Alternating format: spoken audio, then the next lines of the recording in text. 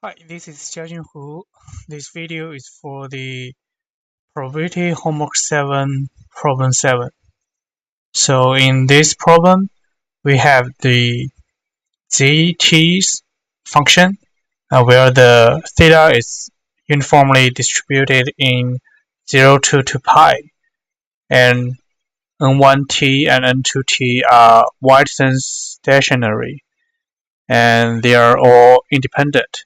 So there are three questions.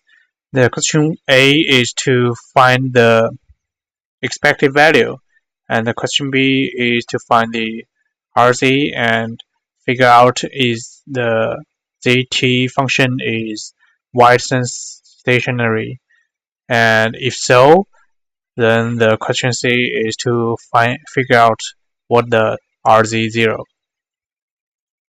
So in this in this problem, so we first write down the ZT's function, and then for the question A, we need to figure out the expected value.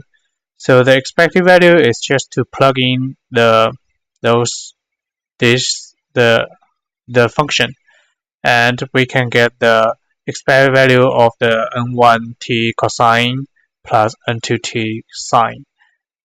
And because the expected value is linear, so we can divide it into these two expected value. So for the first, because it's said it's are all independent, so we can make this as expected value for the N1t times expected value for the cosine, and plus expected value for N2t times expected value for sine. So first, because the sine function is an odd function, so the expected value is 0. And also for the cosine function, the theta is uniformly distributed in 0 to 2 pi, so we can get the the period for the cosine function is 2 pi. So in the 0 to 2 pi, this range, the expected value will be 0 because they can divide each other. So we got this expected value as 0 and this as 0. For the N1t and N2t, it said is they are wide-sense stationary. So the N1t is just like this, and N2t is just like this, because they are all these two are 0, so the final answer will be 0. So the expected value for the ZT is 0. And for the question B, we need to figure out the RZ. So the RZ is equal to the expected value for ZT1 times ZT2. For the ZT1, we can plug in the ZT function as this, and for ZT2, we can also plug in the ZT function as this. So for these two, we can have this one times this one plus this one times this one plus this one times this one plus this one times this one. So there are four functions, and the first function is the cosine times cosine. And the second is sine times cosine, which is an odd function. We plug it as here. And third function is the sine times cosine, which is also an odd function. We plug it here. And the fourth function is the sine times sine.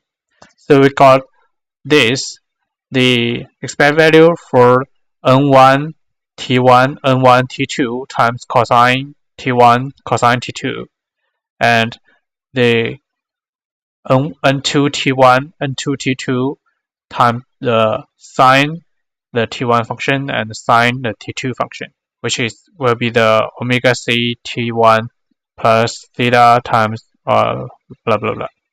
And the sine times cosine function will be an odd function, so the expected value will be 0. So we just use the 0 to in here. So for this one, we have the expected value for the n1, t1, n1, t2, which is the r n1 tau, and times the expected value for the cosine t1 function times cosine t2 function. Also here, we have the n2 t1, n2 t2, which is the r n2 tau times the expected value for the sine t1 function times sine t2 function. For the sine t1 function times sine t2 function, it can be use the cosine omega c tau times times half, which is the 1/2, to substitute it. So we got this function. Because the cosine times cosine expected value, the mean value for the cosine times cosine will be half times the cosine. And also for this one, it can be used substituted like this. So we got the final answer is the RZ tau, which is we got the RZ T1 T2 is equal to RZ tau, which means the ZT is a WSS function. And for the question C, we need to figure out the RZ0. So for the RZ0, it's just plug into this function, and we can get it is 1/2 r n1 0 plus 1/2 r n2 0, because the cosine 0 is 1 and the cosine 0 is 1, so just times, actually it should be times 1 here. And then for this two function is the 1/2 expected value for the n1 squared plus 1/2 expected value n2 squared. And that's the final answer. That's it.